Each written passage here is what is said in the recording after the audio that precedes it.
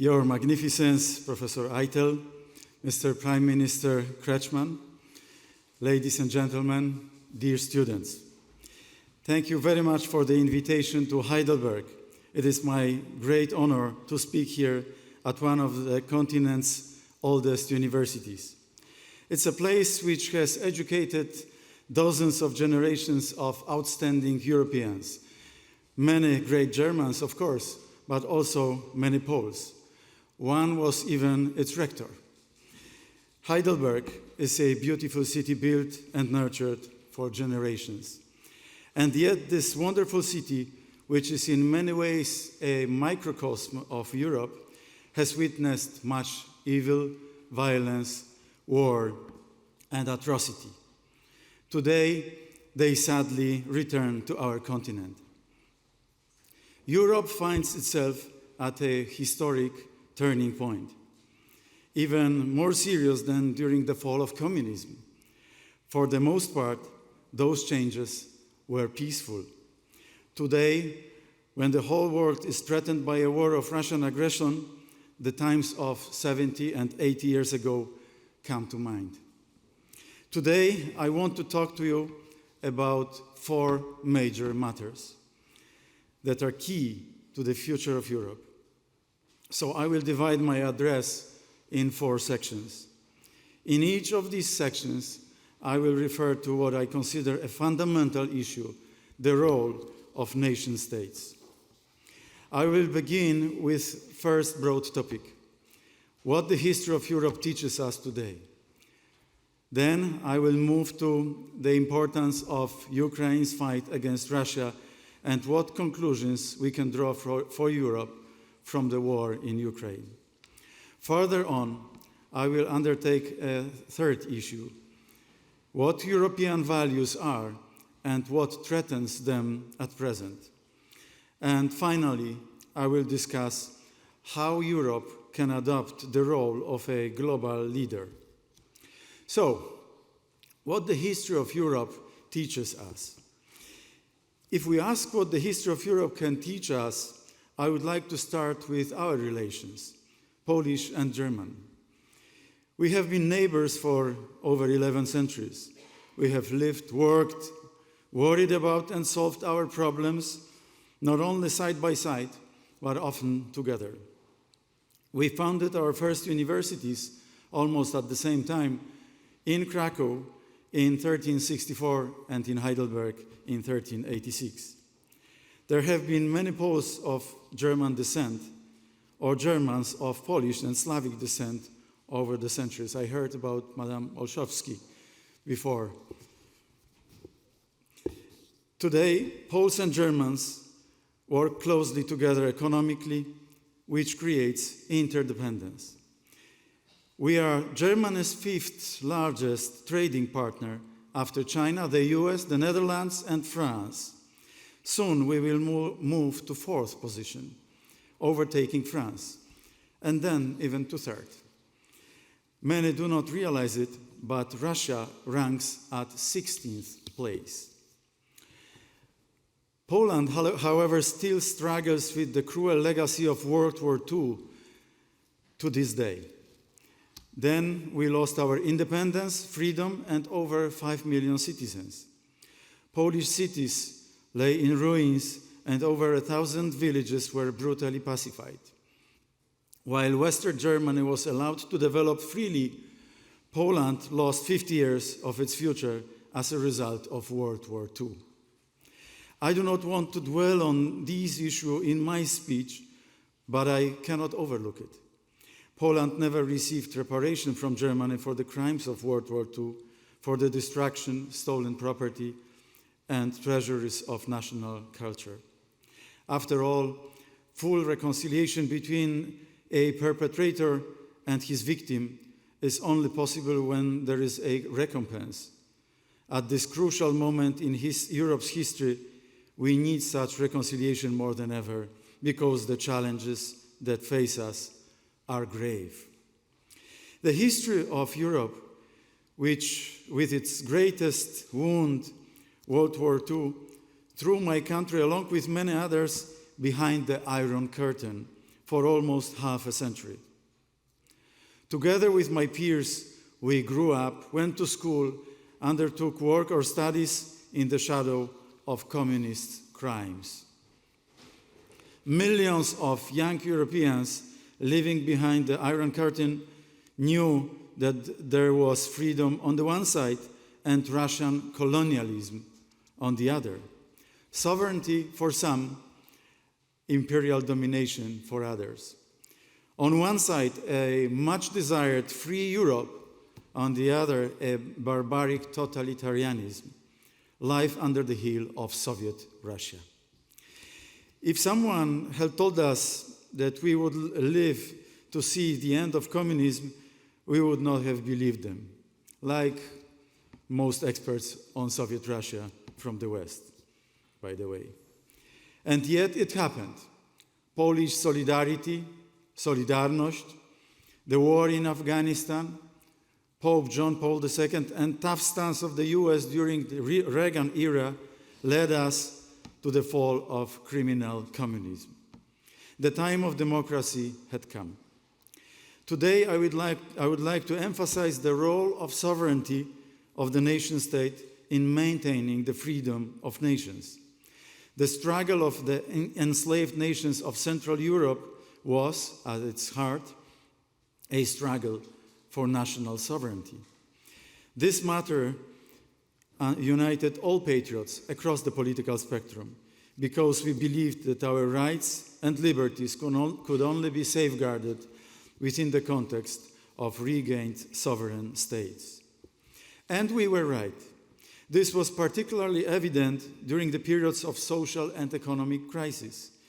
Even during the recent COVID-19 pandemic, we saw that efficient nation states are fundamental to protecting the health of citizens.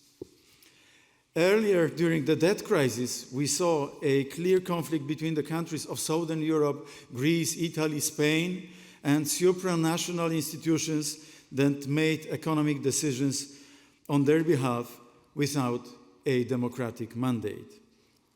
In both cases, we came up to the limits of supranational governance in Europe. In Europe, nothing will safeguard the freedom of nations, their culture, their social and economic, political, and military security better than nation states. Other systems are illusory or utopian. They can be strengthened by intergovernmental and even partially supranational organizations, such as the European Union, but nation states in Europe cannot be replaced. Europe was born much earlier than the American Republic, whose unity was also forged through civil war. That is why it is so misleading to refer to this historical analogy. Any political system that fails to respect the sovereignty of others, democracy, or the elementary will of the nations will sooner or later lead to utopia or tyranny. It was Christian Europe that gave birth to a civilization which respected human dignity more than any other. That civilization is worth protecting, especially when faced with hard-hearted and increasingly strong civilizations for which democratic and liberal values do not matter. We want to build a strong Europe to meet the global challenges of the 21st century. It is also the scale of the European Union that makes it a significant force in the world, not its increasingly incomprehensible decision-making system. We need a Europe which is strong because of its nation-states, not one built on their ruins. Such a Europe will never have any force because the political, economic, and cultural power of Europe derives from the vital energy provided by nation-states. The alternatives are either a technocratic utopia, which some in Brussels seem to envision, or a neo-imperialism, which has already been discredited by modern history. The struggle of European nations for freedom did not end in 1989. This is best seen on our eastern border. So, I would like to move now to an issue of vital importance for Europe, to Ukraine. I will discuss the importance of Ukraine's struggle from the point of view of our common European values. Moreover, I will set out what conclusions we should draw from it. What are Ukrainians really fighting for today? For what are they willing to risk their lives? Why did they not immediately surrender to the world's second strongest army? The struggle of Ukrainians for the right to national self-determination is yet another heroic manifestation of the defense of the nation-state and freedom. But in order to have the will to fight, one must really believe in what one is fighting for. Today, Ukrainians are fighting not only for their own freedom. Since February 24th, 2022, they have also been fighting daily for the freedom of all Europe. And it is also our future that depends on how this war unfolds. The defeat of Ukraine would be the defeat of the West, indeed, of the entire free world. A defeat greater than Vietnam. After such a defeat, Russia would strike again with impunity, and the world, as we know it, would dramatically change. A long series of dangerous unknowns would follow. The defeat of the free world would likely embolden Putin, just as the appeasement of the 1930s emboldened Hitler. Putin, like Hitler at the time, also enjoys huge public support, unfortunately. So we are facing the threat of escalation. The way to avoid this outcome is to stop feeding the beast. History is unfolding before our eyes. When our children read their textbooks, they will ask, did we do enough to ensure a peaceful future for them? Did we think about them and the long-term good of our countries, or only about short-term comfort and the postponing of difficult decisions for later? Have we learned from the mistakes of the past, or will we keep repeating them? Now, a couple of remarks on why this is a turning point in European history. Until just before February 24, I had heard that Putin would not attack Ukraine.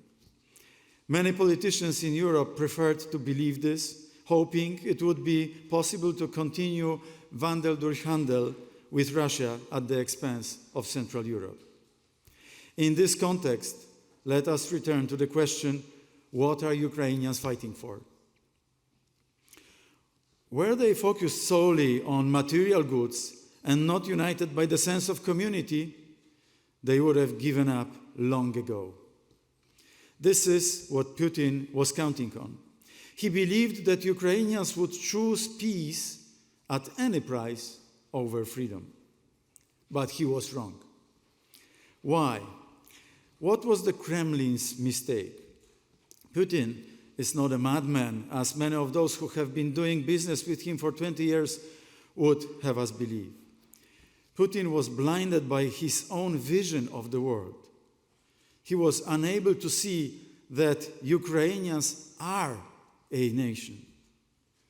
And now they finally have their own nation state. Though it may be far from perfect, they are willing to sacrifice their lives for it. Russian propaganda claims that there is no such thing as a separate Ukrainian nation. We all know the saying, if the facts don't fit the theory, change the facts. That is why Russia is trying to explain to Ukrainians by force that they have no right to a national identity. And yet it is the grandchildren of the soldiers who today risk their lives for a free Ukraine that will one day proudly say in school, my grandfather fought near Kherson. and mine repulsed the assault on Kiev. My grandfather died in Mariupol.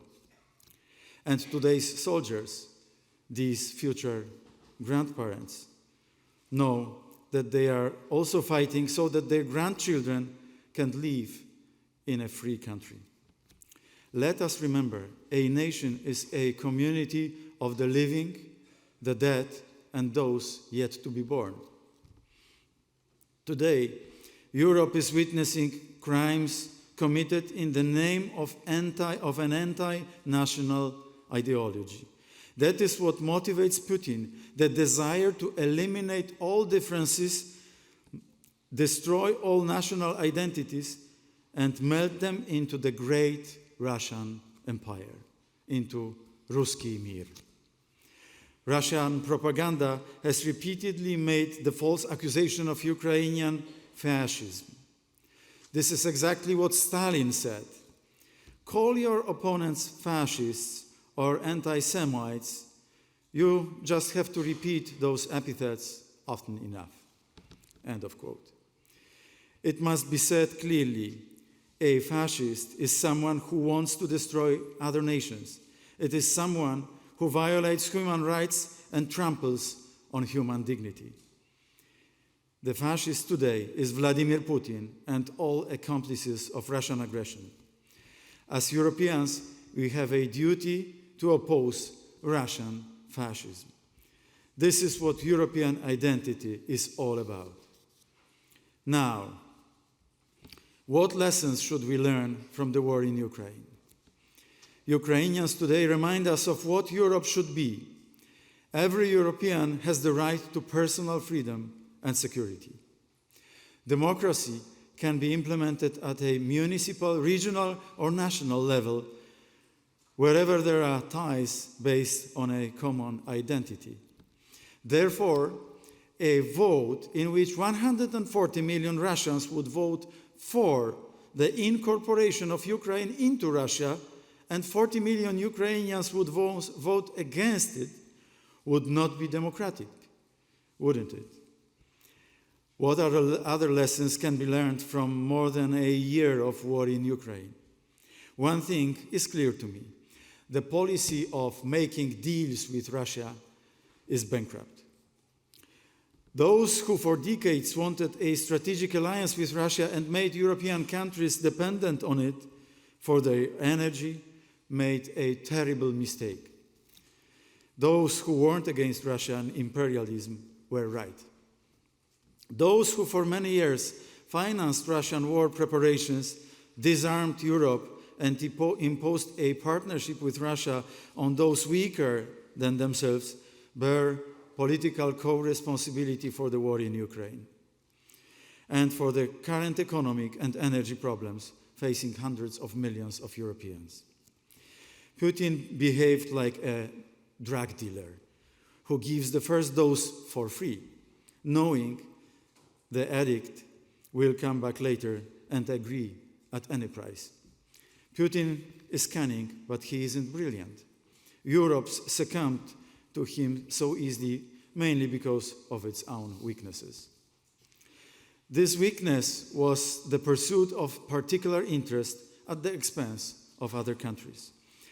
If the individual nations of the European Union seek to dominate others, Europe may fall prey to the same mistakes of the past. And all decisions to stop Russian aggressor can be reversed again. This will happen if a few of the largest countries decide that it is more profitable for their elites to do business with the Kremlin, even at the cost of blood. Today, it is Ukrainian blood. Tomorrow, it may be Lithuanian, Finnish, Czech, Polish, but also German or French. We have to prevent this from happening. Now, those lessons should make us ask the fundamental question: what are European values today and what threatens them? And I will concentrate now on that third major matter. In terms of material prosperity, we are living in the best of times. But has this prosperity killed our spirit? Do we still care for what we live for? Would we be ready to defend our homes, our loved ones, our nation, if attacked? This tension between the realm of spirit and matter is not new. We are, after all, at the university where Hegel was a professor. In literature, few have concerned themselves with this problem as well as the great Thomas Mann, the conscience of Germany in the era of German Nazi crimes. It is Thomas Mann's heroes who desire a higher, more elevated meaning of life, not just the accumulation of goods and their consumption. Over the past decades, many Europeans have come to believe that consumption, sprinkled with perfunctory claims of European values, is the final stage of history.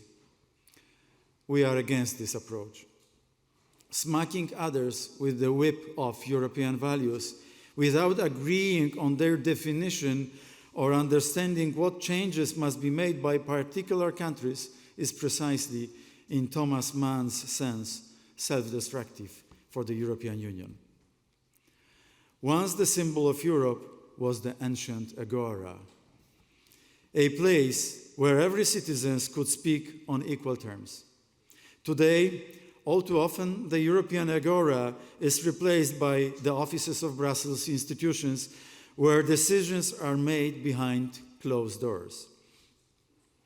As one politician once said bluntly about the mechanism of EU institutions, and I quote, "We decree something. If there is no outcry because most people don't understand what was implemented, we continue step by step to the point of no return." End of quote. This is a short path for the EU to become a bureaucratic autocracy. Alongside the new geopolitical circumstances, the fate of the European Union is also now being determined. Will it be a democratic community or a bureaucratic machine and centralist structure? Politics is always about choice. But this choice must be made at the ballot box, not in the privacy of bureaucrats' offices.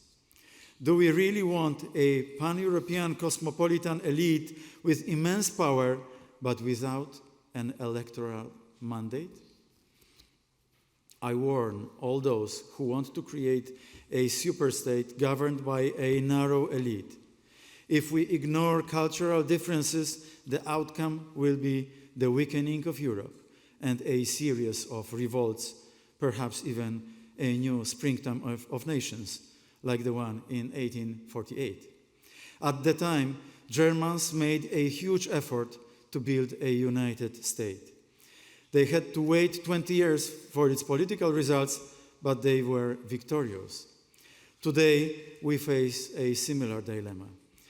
If the rulers of Europe, like the Metternich-type aristocrat of that time, prefer the power of elites and the top-down imposition of their values, they will ultimately meet resistance.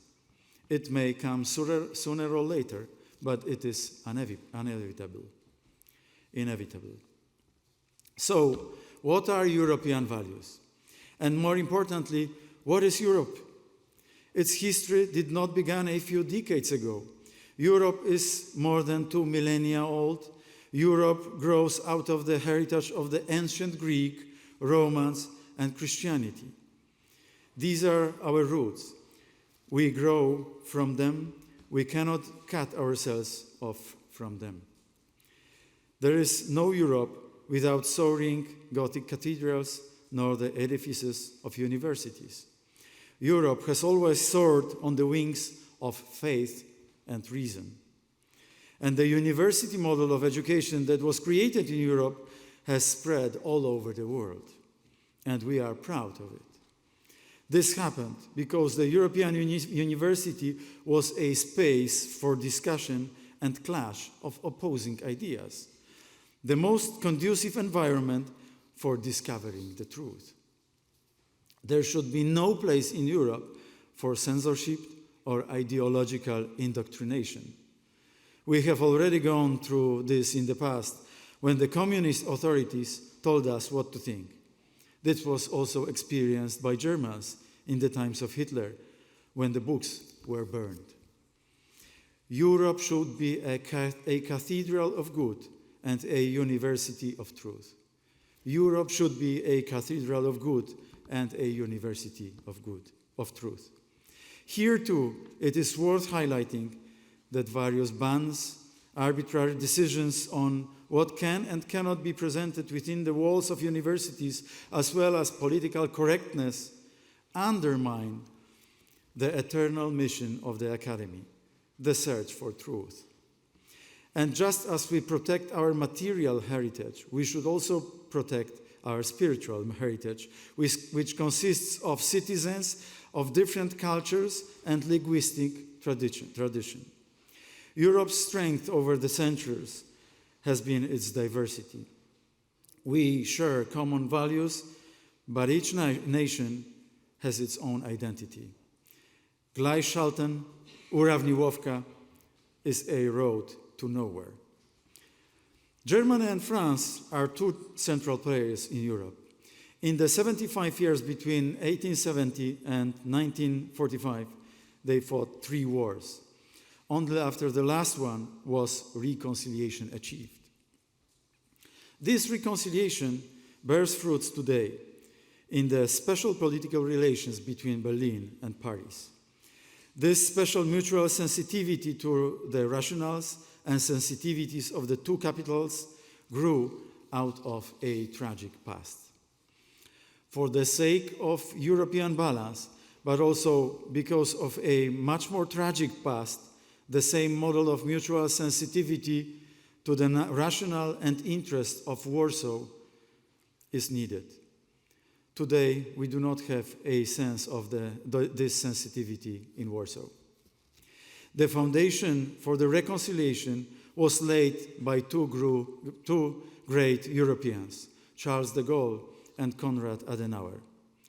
Both wanted to build a lasting peace in Europe. They understood that mutual respect and awareness of each other's roots were prerequisites for cooperation. Chancellor Adenauer said, and I quote, "If we now turn away from the sources of our European civilization, born of Christianity, it is impossible for us not to fail in trying to rebuild the unity of European life.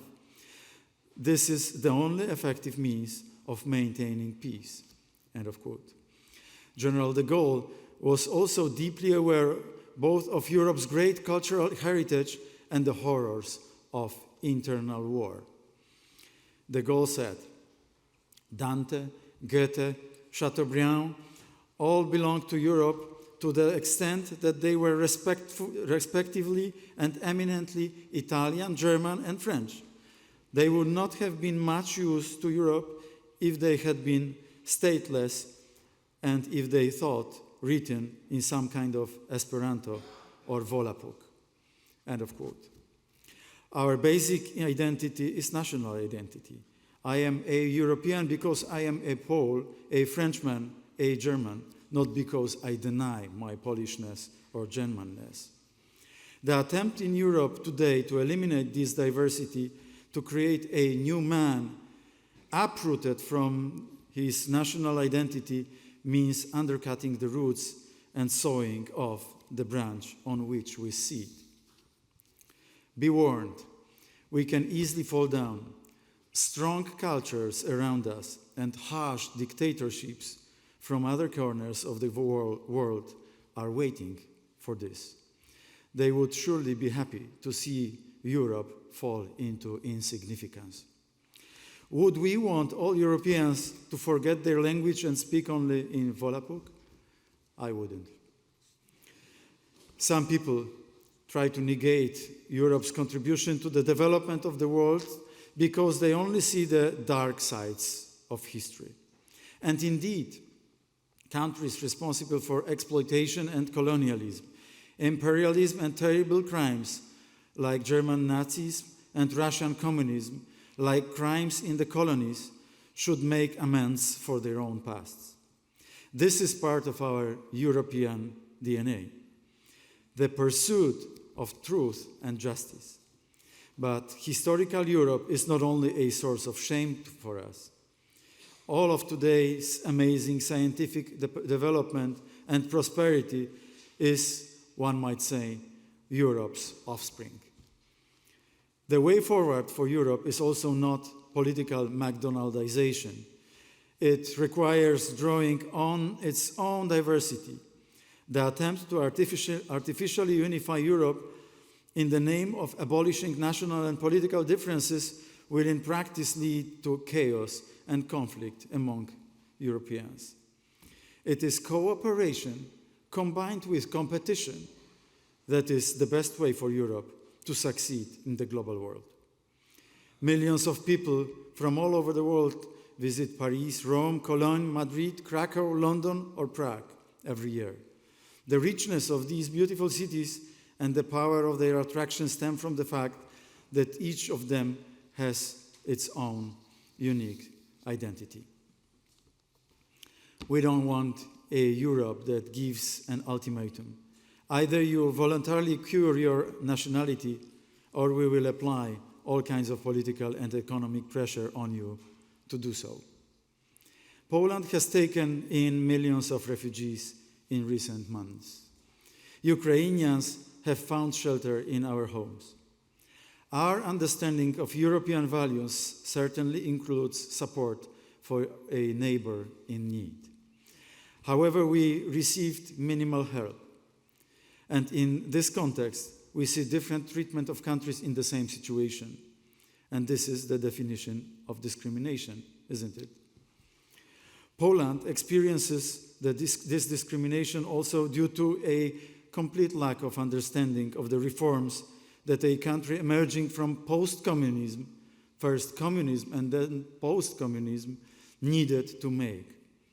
Due to involvement of European institutions in internal disputes of a member state under the slogan of defending the rule of law.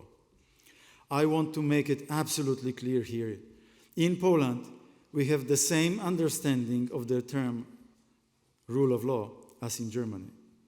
And there are very few things I am as sure as I am about the fact that my political camp defends the rule of law to a much greater extent than was the case in the first 25 years after 1989. It fights against oligarchy, against the domination of close professional corporations, against poverty, and against corruption. It safeguards against these pathologies. But since this is not the main subject of my argument, let me stop here.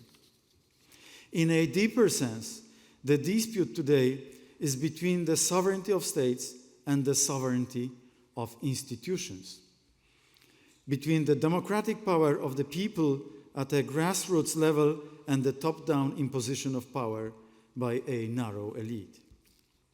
In the 2,000 years of Europe's existence, no one has ever succeeded in politically subordinating our entire continent. It will not work today either. The vision of a centralized Europe will end in the exact same place as the concept of end of history announced 30 years ago.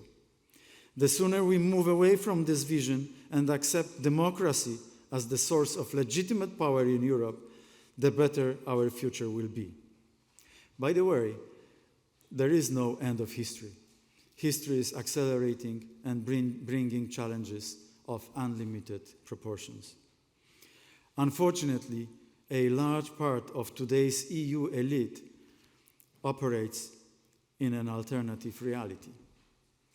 If EU elites stubbornly insist on the vision of a centralized superstate, they will face the resistance of more European nations. The more they persist, the fiercer the rebellion will be. And I do not want polarization, division, and chaos. I want a strong and competitive Europe. So, let me now focus on the last major topic.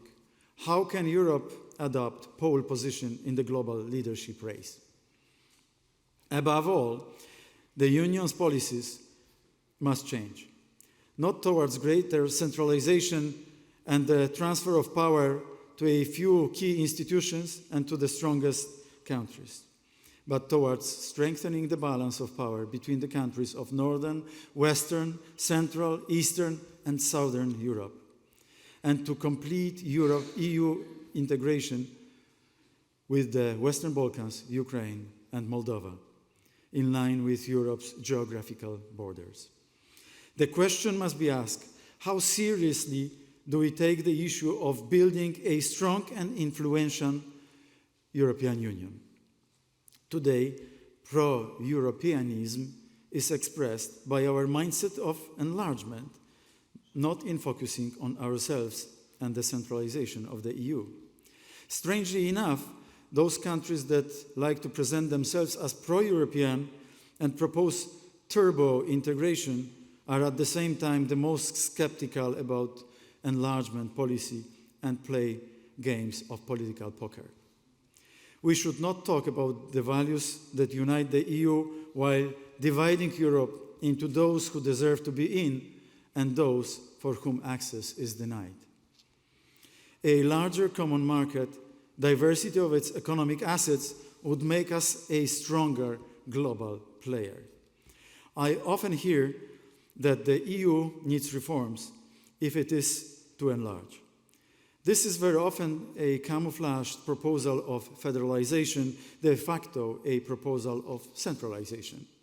This is because the slogan of federalization is a top-down imposed concentration of decision-making.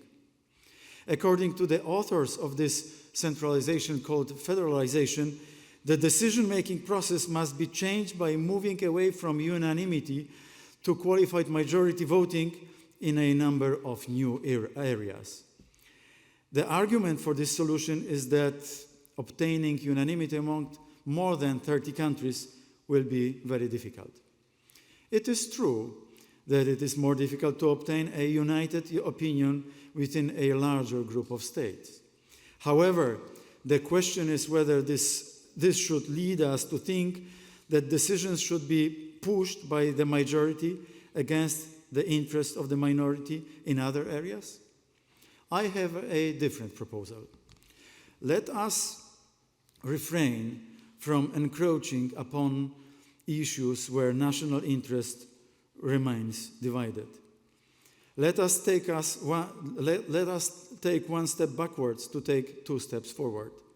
Let us focus on areas where the Treaty of Rome gave competences to the Union, and let the rest be guided by the principle of subsidiarity. We have been observing the process of spillover of EU competences into the new areas for several decades. It is critically evaluated in many countries. Nevertheless, it has recently accelerated. The question to what extent the states remain the masters of the treaty, as the Bundesverfassungsgericht in Karlsruhe once called it, is even more relevant today. Thus, if the EU is to make changes to its decision-making process that have democratic legitimacy and allow for mutual trust, member states must regain full authority over the treaties. They cannot relinquish decision-making power to headquarters in Brussels and coalitions of power. In other words, let us review the areas under the authority of Brussels, and guided by the principles of subsidiarity, let us restore a better balance. More democracy, more consensus, more balance between states and EU institutions. Let us reduce the number of areas under EU competence. Then the Union, even with 35 countries, will be easier to navigate and more democratic. More centralization means more of the same mistakes. It is a failure not to listen to the voices of those countries that were right about Putin. It is giving power to people like Gerhard Schröder, who made Europe dependent on Russia and put the whole continent at existential risk. One example. Just a few months ago, in June 2021, there was an idea to celebrate meeting of the European Council with Vladimir Putin, as if no aggressive actions by Russia had taken place by then. Where would we be without the opposition of Poland, Finland, and the Baltic states if unanimity was rejected?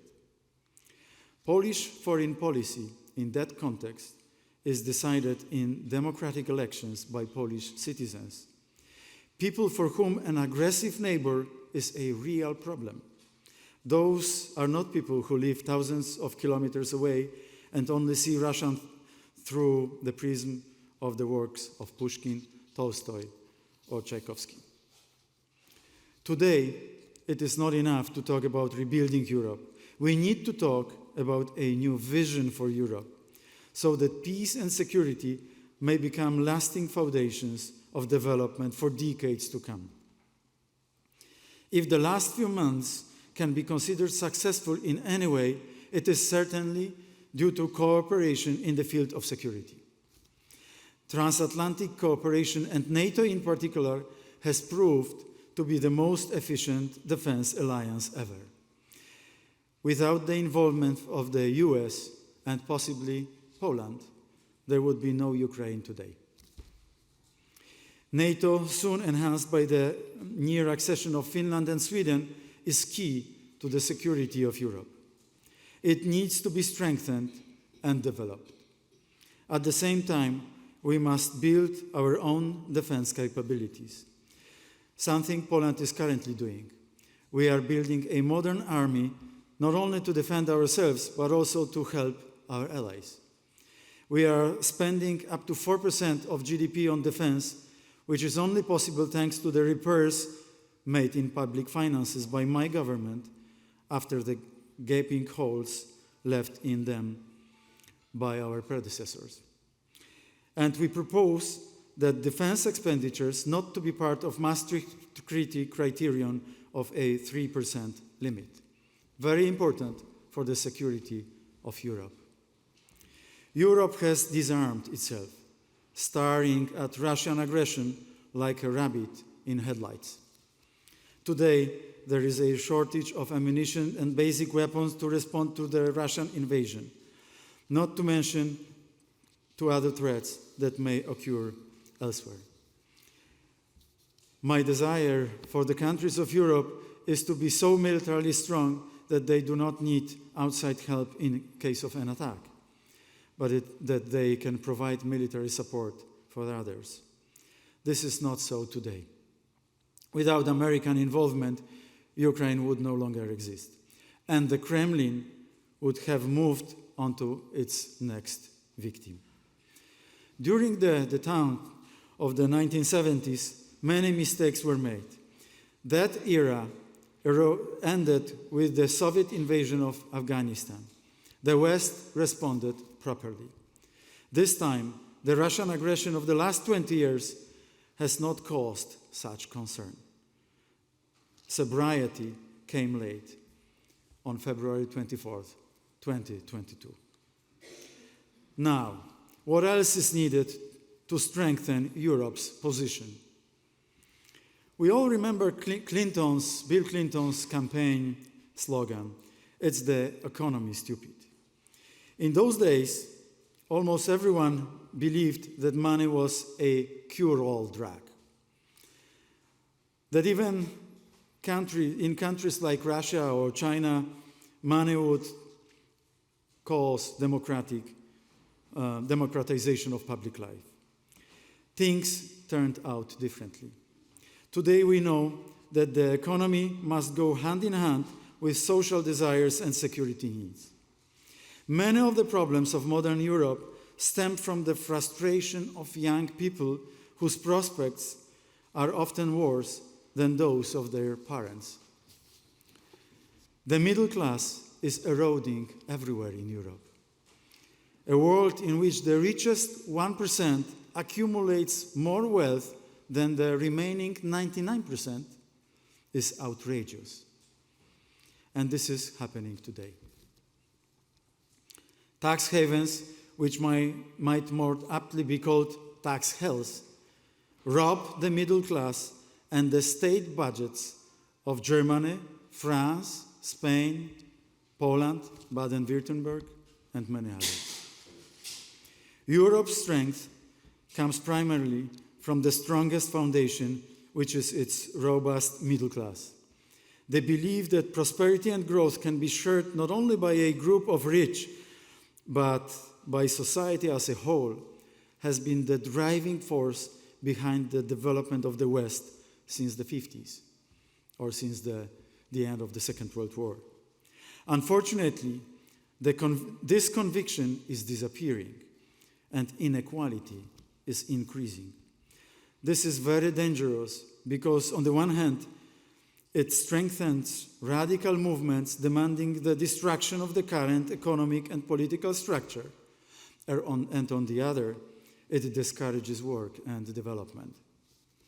We must reverse this process because we are in danger of losing the race against our competitors, tough, hardened, and uncompromising civilizations which arrange social and economic relations differently. Our job as political leaders is to ensure conditions under which everyone can make an honest living. The European labor market should provide decent wages, facilitate young people's entry into careers, and give them a sense of stability. We must also create the best possible conditions for having families. Then Europe will have a bright future. Well-functioning families are the foundation of a healthy, happy, and stable life. We also must prevent Europe from becoming dependent on others. Cooperation with China is a great challenge. It is a huge country with great ambitions. As Europe, we must be at least an equal partner for China. Dependence on China is a road to nowhere. And this is something towards which Europe must urgently strive. In addition to Ukraine winning the war, this is another great challenge for the upcoming years. There are no errors that cannot be fixed, in part at least. When I hear that our government was right about Russia and Ukraine, I feel satisfied. But I would gladly exchange even the greatest sense of satisfaction for the European will to fight, for an even stronger political will to continue support for Ukraine, and for a will to confiscate 400 billion euro of Russian assets. Freezing them is not enough.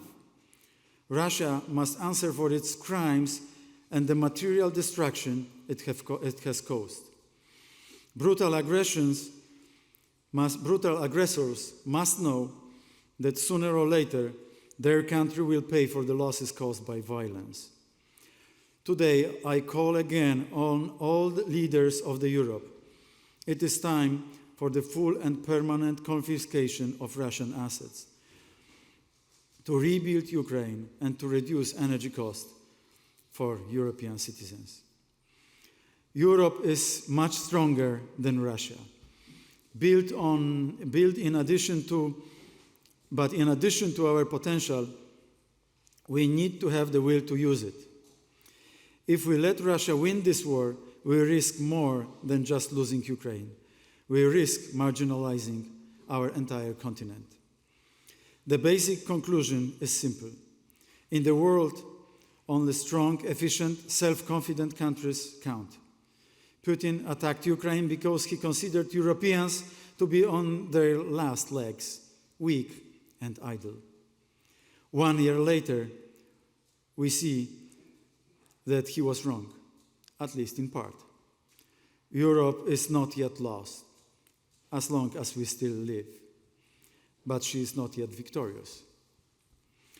Ladies and gentlemen, at the beginning, I mentioned that many Poles also graduated from the University of Heidelberg, doctors, lawyers, philosophers. One of them was our great poet, Adam Asnik. In the spring of 1871, exactly when a united Germany was being born, Asnik also dreamed of reviving an independent Poland. He understood that great tasks could be achieved only through patient, systematic work, through the collective effort of the whole community. He wrote, "Have always scorn for vainglory triumphant. Do not applaud the violent oppressor, but neither worship your defeats abundant, nor take pride in staying ever lesser. Europe must prove its strength and its worth. This is our to be or not to be moment. But unlike Shakespeare's Hamlet, we cannot hesitate. In 1844, when Germany was still like the ruins of Heidelberg Castle, impressive but incomplete, the German poet Ferdinand Freiligrath warned, Deutschland ist Hamlet. The Germans are hesitating too much instead of clearly standing on the side of good." So finally, allow me to summarize the 4 major matters that have been the focus of my address. Firstly, we cannot build our future without learning from our past. History shows that a politics that does not respect sovereignty and the will of the people will sooner or later dissolve into utopia or dictatorship. Europe has a bright future if it respects the diversity of its nations. Secondly, the future of Europe is being forged by Ukraine's fight for freedom on our behalf. It is our duty to support Ukraine. The Ukrainians' fight spirit should be an inspiration and guide for our actions. Thirdly, a democratic community of nations based on an ancient Greek, Roman, and Christian heritage, one which fosters peace, freedom, and solidarity, is the bedrock of European values. These values have formed the basis of European integration, and they can continue to be the continent's driving force. What threatens to undercut these forces is centralization.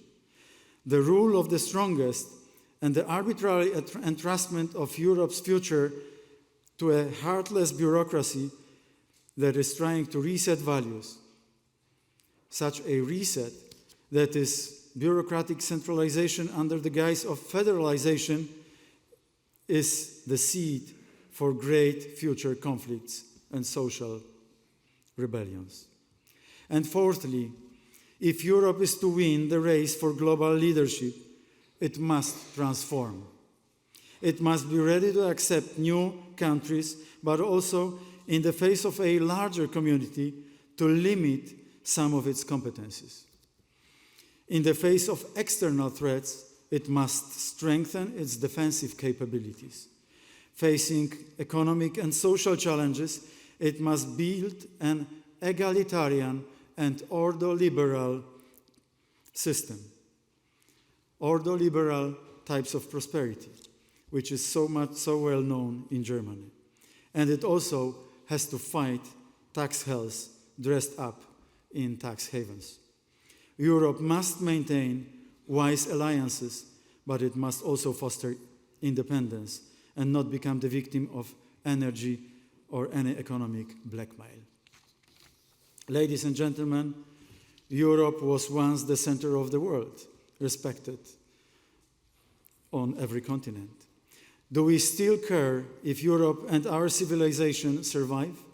And not only if they survive, but in what form? Do we have the drive to be a leader? Or perhaps have we already come to terms with taking a backseat?